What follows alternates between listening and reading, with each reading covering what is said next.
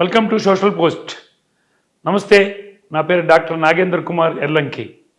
నేను mind treat కేకేడి అనే ఒక ట్రైనింగ్ సంస్థ సిఇఓని.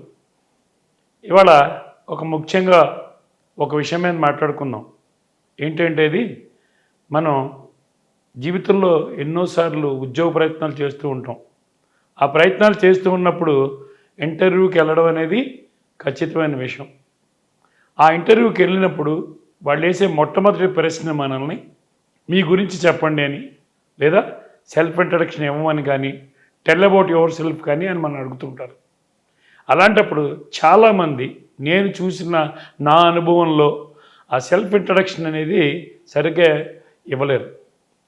ఎందుకంటే ఈ సెల్ఫ్ ఇంట్రడక్షన్ అనేది ఇంటర్వ్యూలో చాలా ముఖ్యమైన భాగం.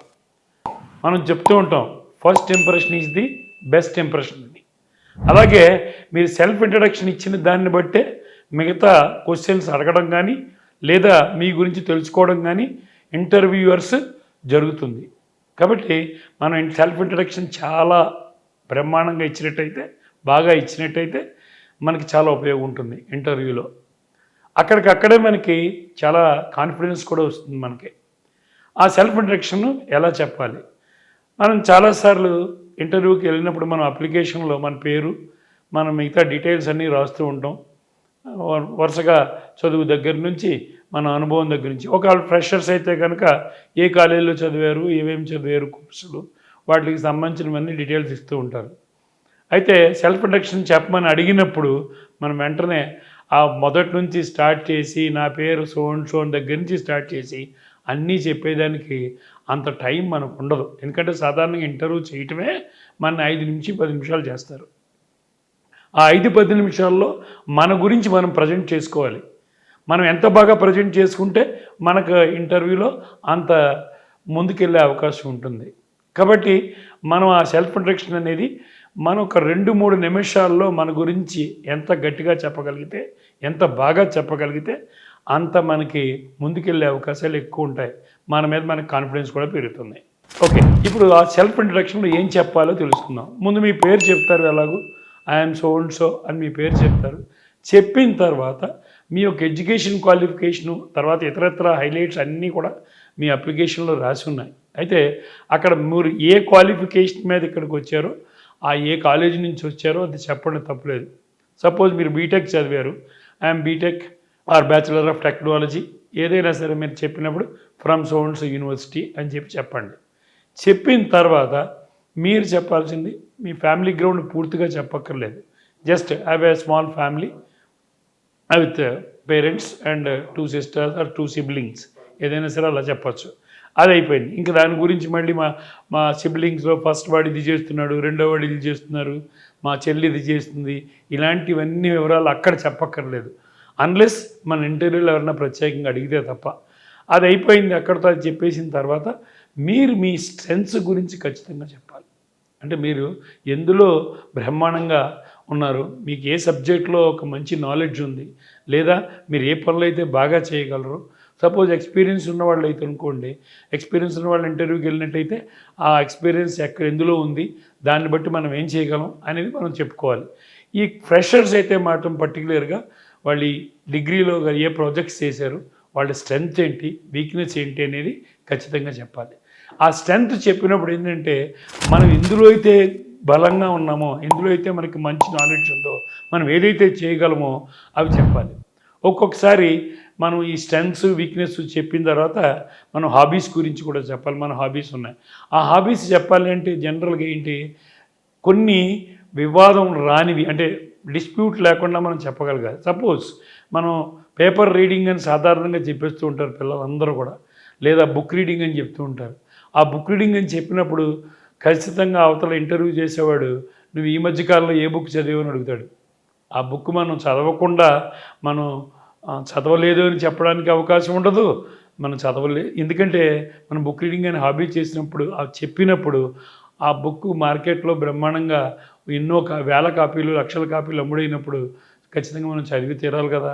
అందుకే బుక్ రీడింగ్ అని చెప్తున్నప్పుడు మనం ఏదైనా బుక్లో ఒక 4-5 పుస్తకాలు మనం చదివిన వాటి గురించి మనం చెప్పగాలి.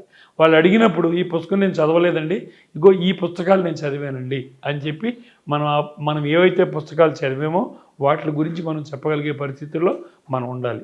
అలాగే ఏ హాబీ చెప్పినప్పటికీ కూడా దానిలో మీరు సమాధానం, వాళ్ళు అడిగిన ప్రశ్నలకి సమాధానం చెప్పగలిగే స్థితిలో ఉండాలి. ఒక్కొక్క సందర్భంలో ప్లేయింగ్ క్రికెట్ అని చెప్తూ ఉంటారు. అలా చెప్పినప్పుడు ఏం జరుగుతూ ఉంటుంది, ఇప్పుడున్న కెప్టెన్ ఎవరు, ఇప్పుడున్న ప్లేయర్స్ ఎవరు, ఇలాంటి వాటిని అడుగుతూ ఉంటారు. అడిగినప్పుడు మనం హాబీ అని చెప్పాము తప్ప ఆ ప్లేయర్స్ గురించో కెప్టెన్ గురించో మనం తెలుసుకోకుండా మనం హాబీ అని చెప్పేస్తే అక్కడ అంత అందంగా ఉండదు. అలాగే ఇంటర్వ్యూయర్ని మీరు ఇంప్రెస్ చేయలేరు. అలా ఇంప్రెస్ చేయాలి అంటే మీరు ఏ రంగంలో, మీరు ఏ హాబీని మీరు చెప్తున్నారో ఆ హాబీలో ఖచ్చితంగా మీరు వాళ్ళు అడిగే ప్రశ్నలకి సమాధానం చెప్పగలిగే పరిస్థితుల్లో ఉండాలి. కాబట్టి మీ సెల్ఫ్ ఇంట్రడక్షన్ పార్ట్లో మీ చదువు గురించి చెప్తున్నారు, అలాగే మీ హాబీస్, మీ స్ట్రెంగ్త్స్ వీక్నెస్ గురించి చెప్తున్నారు, అలాగే మీ హాబీస్ గురించి చెప్తున్నారు. ఇంకా మీరేం చెప్పచ్చు, ఉదాహరణకి మీ ఫ్రెషర్స్ అయితే కనుక మీరు ప్రాజెక్ట్ ఏం చేశారు. కొన్నిసార్లు ఈ ప్రాజెక్టులు అనేవి నిజంగా చేయకుండా కాపీ అండ్ పేస్ట్ చేస్తూ ఉంటాం, కానీ ఇదే మనకు వచ్చినటువంటి ఇంటర్వ్యూలో ఇబ్బంది. ఆ ప్రాజెక్ట్ మనం సరిగ్గా చేయకపోతే, ఆ ప్రాజెక్ట్ చేసామని చెప్పితే కనుక ఇంటర్వ్యూయరు ఖచ్చితంగా మనకు ఆ ప్రాజెక్ట్ ఎలా చేసావు, ముందు నుంచి ఏం మొదలుపెట్టావు, ఎక్కడెక్కడ ఏమేమి నేర్చుకున్నామని అడిగే సందర్భాలు చాలా ఉంటాయి. అలాంటప్పుడు మనం ఆ ప్రాజెక్ట్ గురించి పూర్తిగా చెప్పలేకపోవచ్చు. కాబట్టి ఆ ప్రాజెక్ట్ మీరు చేసింది అయితే, మీరు ఇన్వాల్వ్ అయ్యి ఉంటే కంప్లీట్గా ఆ ప్రాజెక్ట్ గురించి చెప్పండి, లేకపోతే మీరు చెప్పకపోవడమే అంత మంచిది. ఇంకా చెప్పాలంటే మీరు కాలేజీలో చదువుతున్నప్పుడు కొన్ని ఈవెంట్స్ జరుగుతూ ఉంటాయి, లేదా మీరు కొన్ని ఈవెంట్స్కి ఎక్కడో వేరే వాళ్ళకి వెళ్ళి అక్కడ హాజరయ్యి ఉంటారు. అక్కడ సెమినార్లు జరగచ్చు, వర్క్షాపులు జరగచ్చు. ఆ సెమినార్లు, వర్క్షాపుల్లో జరిగేటువంటి విషయాన్ని మీరు కూలంకషంగా క్లుప్తంగా ఒక పేజీ మీద రాసుకుని దాని గురించి మీరు ఒక్కసారి ఇంటర్వ్యూకి వెళ్ళే ముందు చదివి, మీరు ఎప్పుడైతే ఇంటర్వ్యూలో మీ గురించి చెప్పన్నారో అప్పుడు నేను ఈ ప్రాజెక్ట్ అటెండ్ అయ్యాను, లేదా ఈ సెమినార్కి అటెండ్ అయ్యాను చెప్పినప్పుడు మీరు ఆ సెమినార్కి సంబంధించిన వివరాలు, విశేషాలు ఇంటర్వ్యూకి చెప్పినప్పుడు ఇంటర్వ్యూర్ ఖచ్చితంగా ఇంప్రెస్ అవుతాడు. సో అలా మీ మీద మీరు ఒక మంచి ఇంప్రెషన్ క్రియేట్ చేసుకోగలిగితే అది ఖచ్చితంగా మనకు ఉపయోగపడుతుంది. అప్పుడప్పుడు మనం హాబీ అని చెప్తుంటాం, ఇది ఫోటోగ్రఫీని హాబీ అని చెప్తాం. ఫోటోగ్రఫీని హాబీ అన్నప్పుడు ఆ ఫోటోగ్రఫీలో నిష్ణాతులైనటువంటి ఫోటోగ్రాఫర్లు ఎవరున్నారు, ఒక ఫేమస్ వరల్డ్ ఫోటోగ్రాఫర్స్ ఎవరు, లేదా మన దేశంలో మనకి చాలా పేరున్నటువంటి ఫోటోగ్రాఫర్స్ ఎవరు, ఇలాంటి వాళ్ళ గురించి మనం చెప్పగలిగే పరిస్థితుల్లో ఉండాలి. నేను ఉదాహరణకు మాత్రమే చెప్పాను, మీరు ఏ హాబీ అయినా చెప్పండి, కానీ దాని గురించి మీకు పూర్తి వివరాలు తెలియాలి. అలా మీ పూర్తి వివరాలు తెలిసినప్పుడు మాత్రమే మీరు ఖచ్చితంగా ఆ హాబీ అని చెప్పండి.